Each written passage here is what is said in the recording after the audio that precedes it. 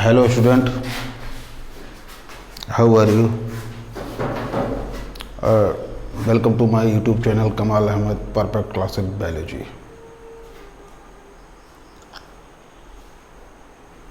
पिछली वीडियो में हम लोगों ने बात करी थी डीएनए फिंगरप्रिंटिंग की। इस तरीके से मॉलिक्यूलर बायोलॉजी का वह लेसन नंबर 6 ख़त्म हुआ। आज हम लोग आए हैं यूनिट 8 जिसका नाम है biology in human welfare. Biology in human welfare मतलब ये कि मानव के कल्याण में बायोलॉजी का क्या कंट्रीब्यूशन है, क्या योगदान है। इसमें जो पहला चैप्टर है जिसको हम लेसन नंबर 8 के नाम से जानते हैं, human health and disease. Human health and disease प्यारे, ये दो वर्ड हेल्थ एंड डिजीज ये एक दूसरे के कॉम्प्लीमेंट्री हैं, एक दूसरे के कंट्रोवर्सी में काम करते हैं। अगर इंसान हेल्थी होगा तो उसमें डिजीज नहीं होगी, अगर वो रोगग्रस्त है तो फिर हेल्थी नहीं कह सकते हैं हम। ठीक है, दोनों तो नहीं हो सकता एक साथ। इंसान दोनों चीज़ों को फॉलो एक साथ नहीं कर सकता है कि हेल्दी भी कहें आप उसको और उसको रोगी भी कह दें, डिजीज ग्रस्त कर दें। तो आइए देखते हैं कि हेल्थ क्या है। एकदम अब बेसिक आइडिया बताने जा रहा हूं आपको। पहले अगर हम ह्यूमन बीइंग की बात करें तो ह्यूमन बीइंग की जो बॉडी होती है वो छोटे छोटे सेल्स से मिलकर बनती है। This is the fundamental structural and functional unit of the living being. अब यही तमाम सेल्स आपस में यूनाइट होकर के टिश्यू बना लेती हैं और तमाम सारे टिश्यू आपस में मिलकर टिश्यू सिस्टम बनाते हैं, ऑर्गन बना लेते हैं और ये तमाम सारे ऑर्गन मिलकर के ऑर्गन सिस्टम बना लेते हैं। ठीक है, अब उस ऑर्गन सिस्टम या अंग तंत्र की बात मैं करूं तो तमाम सारे सिस्टम बॉडी में एक्टिवेट रहते हैं। लाइक न्यूरोलॉजी का न्यूरॉन सिस्टम, न्यूरॉन सिस्टम जिससे बॉडी कोऑर्डिनेट होती है। नर्वस सिस्टम जिसको हम कहते हैं, एंडोक्राइन सिस्टम जहाँ से तमाम सारे हार्मोन रिलीज होते हैं। आप खाना खाते हो, डाइजेस्ट होता है तो डाइजेस्टिव सिस्टम। ठीक, आपके अंदर सेंसर लगे हुए हैं, सेंसरी ऑर्गन है तो वो सेंस ऑर्गन के फॉर्म में। आपके अंदर किडनी है जो यूरिन और ब्लड को फिल्टर करती है, नेफ्रो सिस्टम, नेफ्रोलॉजी, नेफ्रॉन्स पाए जाते हैं उसकी यूनिट। ठीक, स्केलेटल सिस्टम बोन। तो ओवरऑल मिलाकर हम ये कह दें कि जितनी भी सिस्टम है, ऑर्गन सिस्टम है, वो सुटेबल मैनर में वर्क करती है। किस मैनर में काम करती है? सुचारू रूप से वर्क करती है। अगर सभी सिस्टम ढंग से काम करे तो इंसान को कह दिया जाता है कि वो आदमी स्वस्थ है, हेल्दी है। आपकी विजन है, आंखें सही है, कोई इन्फेक्शन नहीं है, कोई रोग नहीं है, आप हेल्दी हैं। तो तमाम सारे सिस्टम जो बॉडी में एक्टिवेट होते हैं, अगर वो प्रॉपर वे में काम कर रहे हैं तमाम ऑर्गन सिस्टम, तो then you can say the human are healthy. If any system are disturb, if any organ system disturb, they do not act as a proper way, such condition are disease. अगर इन तमाम organ system में से कोई system proper way में काम नहीं कर रहा है तो उस कंडीशन को हम क्या कह देते हैं? डिजीज। तो प्यारे, यहाँ पे जो हेडिंग लेसन के रूप में दिए human disease and human health and disease, ये दोनों एक दूसरे के कंट्रोवर्सी में काम करते हैं। अगर इंसान हेल्दी होगा तो उसमें डिजीज नहीं होगी, अगर उसमें डिजीज है तो फिर हेल्दी नहीं होगा। और हेल्दी कब होगा? जितने भी सिस्टम हैं, जितने भी ऑर्गन सिस्टम हैं, प्रॉपर वे में काम कर रहे हैं, कोई डिसऑर्डर नहीं है, कोई डिमेरिट नहीं है, तो इंसान को कह दिया जाता है क्या? हेल्दी है वो। और अगर ये कह दिया जाए कि तमाम सारे सिस्टम में से एक भी सिस्टम अगर प्रॉपर वे में काम नहीं कर रहा है, तो उस कंडीशन को हम कह देते हैं कि दोज पर्सन आर सिकनेस, बीमार है वो। ठीक है, अब आगे चलते हैं।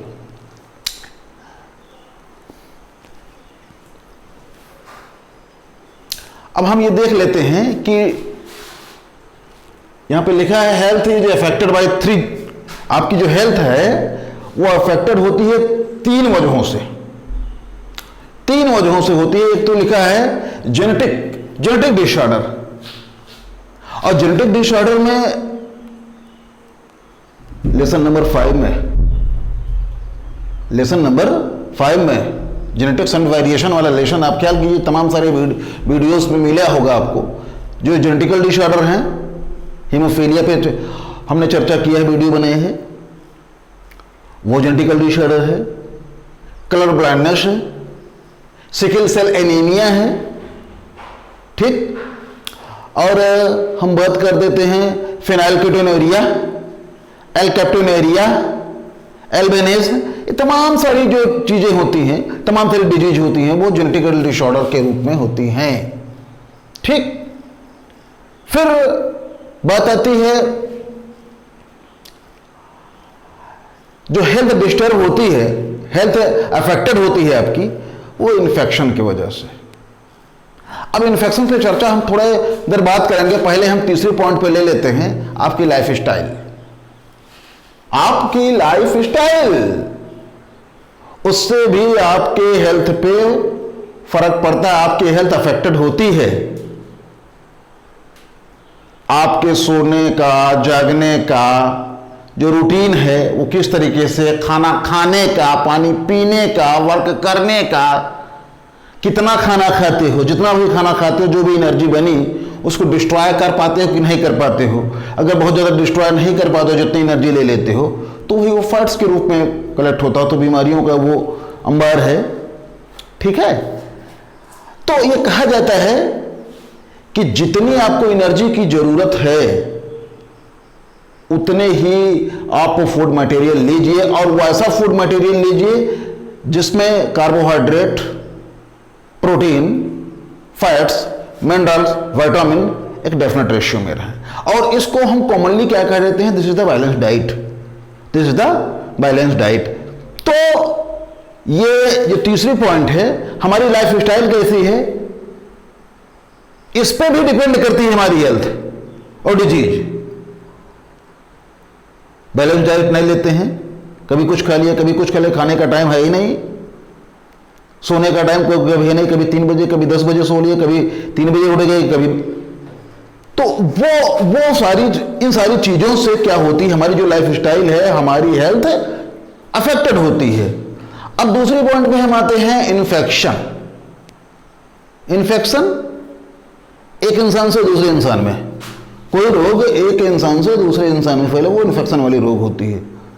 एक इंसान से दूसरे इंसान में फैले, वो क्या है? इन्फेक्शन वाली रोग। अभी अमूमन ये जो पूरे वर्ल्ड में वैश्विक महामारी के रूप में फैला हुआ है, जिसको हम क्या बोलते हैं? Corona virus. ये भी इन्फेक्शन है, इन्फेक्शन है। तो अब इन्फेक्शन डिजीज के रूप में हम देखें कि डिजीज को अगर हम कैटेगराइज करें, डिजीज को समझे आप, कि जितने भी बॉडी में ऑर्गन सिस्टम हैं, जितने भी बॉडी में ऑर्गन सिस्टम हैं, अगर वो प्रॉपर वे में काम कर रहे हैं, then you can say you are healthy. If any system are disturb, then you can say you are sickness condition.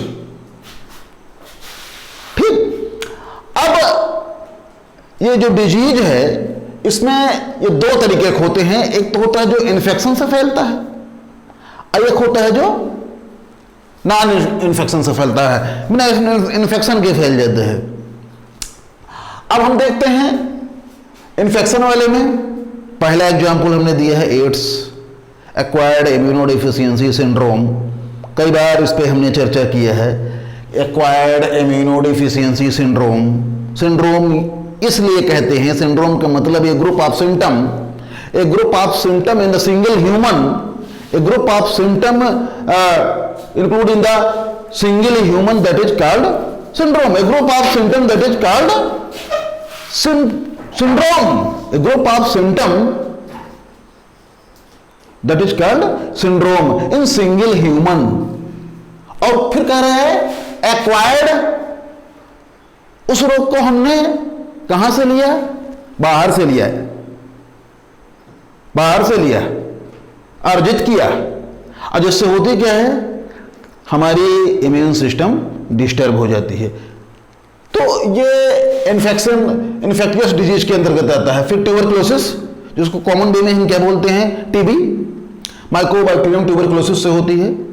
Mycobacterium tuberculosis से होती है, बैक्टीरिया है, बैक्टीरियल डिजीज है ये। खांसने से, छींकने से उसके पास नहीं जाना चाहिए, उसके थूक के स्पीच जो होता है, जो थूकता है वो, उससे भी फैलता है।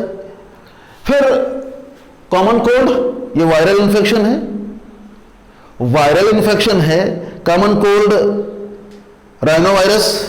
राइनोवायरस, और कुछ हद तक कोरोना वायरस से भी होता है, लेकिन आप कंफ्यूज ना होइएगा, ये कोरोना जो वैश्विक महामारी के रूप में होती है, ये वो कोरोना नहीं है इस वाले केस में। ठीक, जब कोरोना वायरस फैला था तो हमारे पास बहुत सारे बच्चे टेलीफोन किए कि सर वो आप बता रहे हैं कोरोना वायरस, तो वो कहीं ये वही तो नहीं है।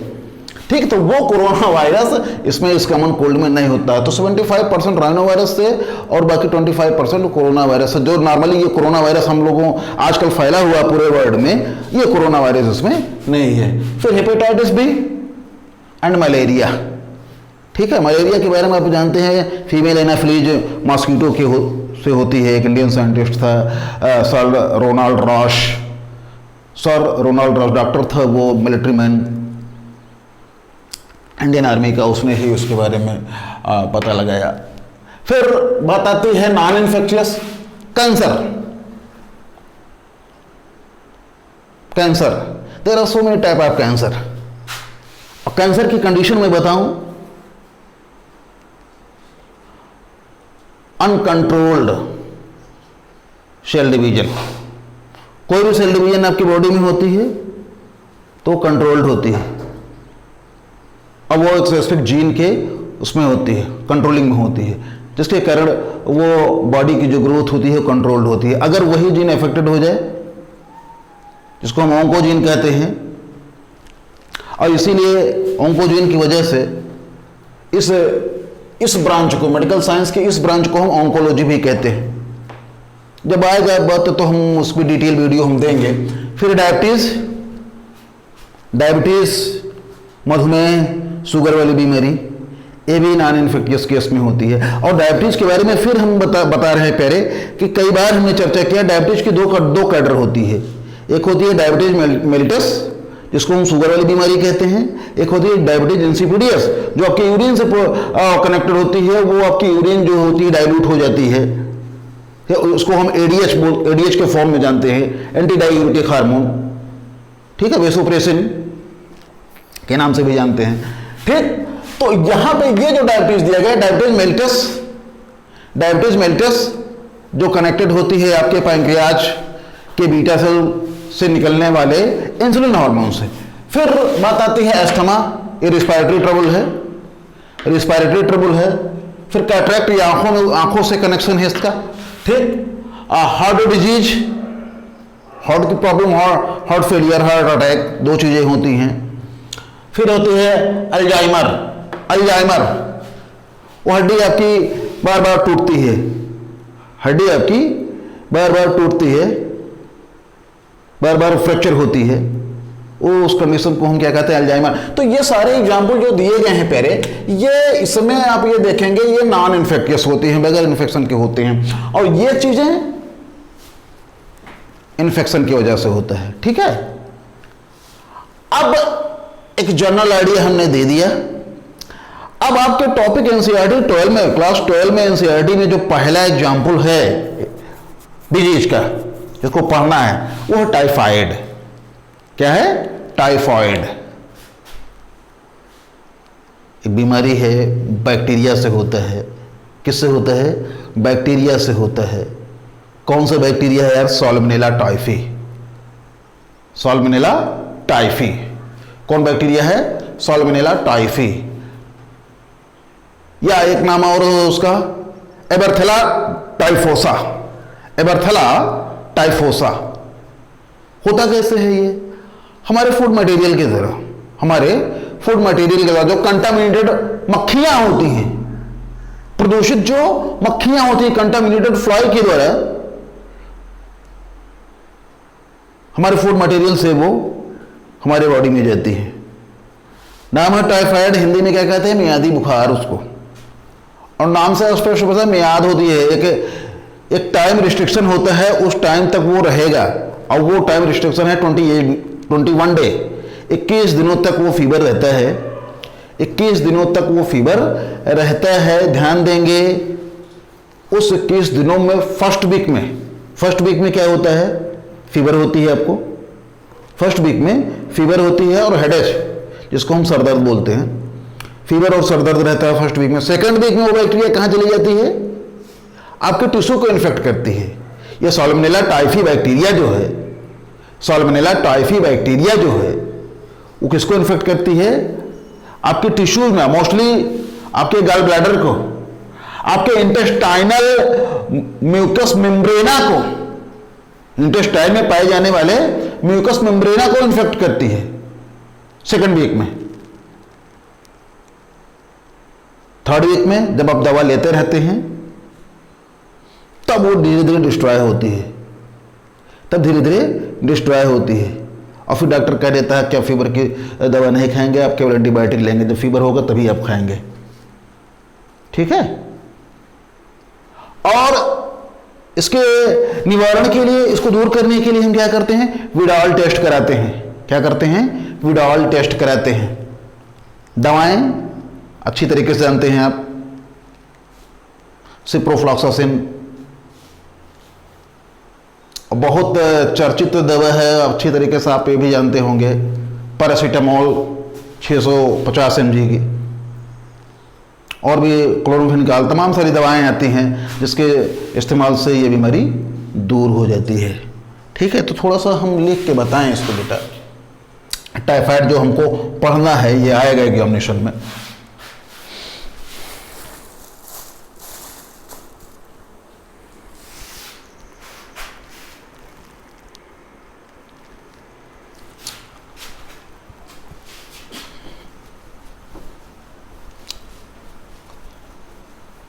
इस लेसन का आगाज हो चुका है। पहली डिजीज हमने बात करी है इस पे, टाइफाइड।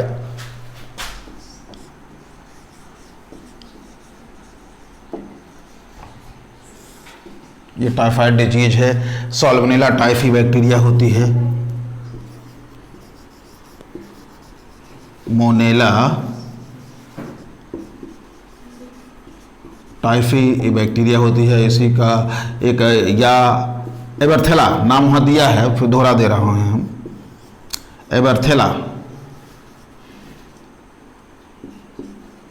टाइफोसा ये है बैक्टीरिया।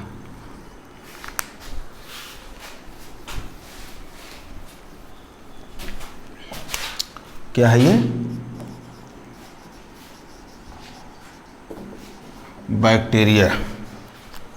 ठीक है, इसके बाद इसमें अभी हमने बताया कि 21 डे 21 दिन का ये टाइम ड्यूरेशन होता है जिसमें आपको दवा करनी पड़ती है रेगुलर। शर्त यह है कि जो मेडिसिन की डोजेज है वो ब्रेक ना हो, मेडिसिन की जो डोजेज है वो ब्रेक ना हो तो बेहतर है। ठीक है। अब फिर हमने एक बात ये भी की है, अभी बताया है ओरली, कि फर्स्ट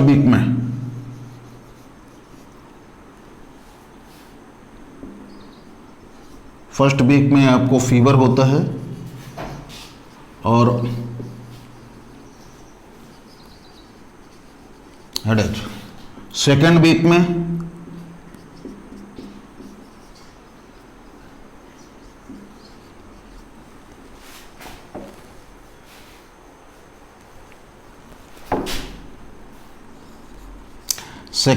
में इन्फेक्शन टिश्यू में होता है, इन्फेक्शन टिश्यू में होता है।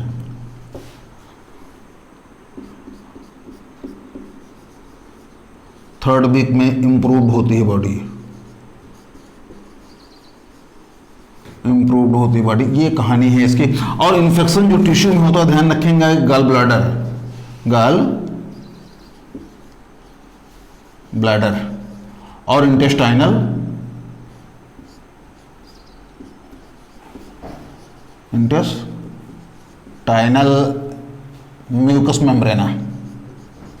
म्यूकस मेम्ब्रेना को इन्फेक्ट करती है ये। ठीक है। इसके अलावा अब बात करेंगे इसके टेस्ट, इसको हम कैसे दूर करते हैं। तो ध्यान देंगे, विडाल टेस्ट के रूप में होती है टेस्ट, विडाल टेस्ट। इस रोग को डायग्नोसिस करने के लिए, पता लगाने के लिए कि आपको टाइफाइड है कि नहीं है, तो इसके लिए विडाल टेस्ट की जाती है। ठीक है। तो आज के इस वीडियो में हमने इंट्रोडक्शन दिया कि बायोलॉजी कैसे ह्यूमन वेलफेयर में एक्टिवेट होती है, कैसे काम करती है, हमारे में क्या कंट्रीब्यूशन करती है बायोलॉजी। और जो लेसन नंबर 8 है वो ह्यूमन हेल्थ एंड डिजीज। इस टॉपिक की शुरुआत हमने कर दी, इंट्रोडक्शन दे दी। और पहला जो डिजीज है आपके एनसीईआरटी में मेंशन्ड है वो है साल्मोनेला टाइफी। अगले वीडियो में हम देंगे आपको कॉमन कोल्ड और निमोनिया, जो राइनो वायरस और कुछ कोरोना वायरस के थ्रू होता है, और निमोनिया ये होता है स्ट्रेप्टोमाइसिस निमोनी के द्वारा। स्ट्रेप्टोमाइसिस निमोनी बैक्टीरिया के थ्रू होता है। तो उम्मीद करते हैं कि चीज़ें क्लियर हुई होंगी। इन्हीं शब्दों के साथ हम अपनी वाणी को विराम देते हैं। वीडियो को लाइक कीजिए, शेयर कीजिए और सब्सक्राइब ना किए हो तो सब्सक्राइब कर दीजिए।